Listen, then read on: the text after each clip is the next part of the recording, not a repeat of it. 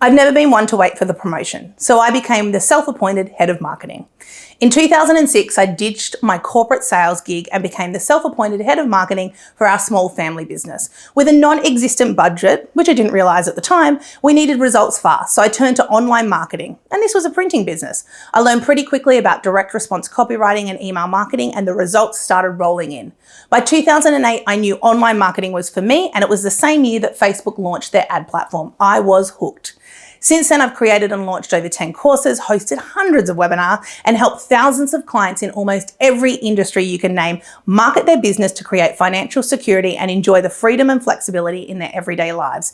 And now I'm doing what I love the most, supporting women-led businesses to use Facebook and Instagram ads to grow, so they can share their message with the world to make a bigger impact for their mission and vision. If this sounds like you, I would love the opportunity to support you. Jump over to my website to explore the ways we can work together.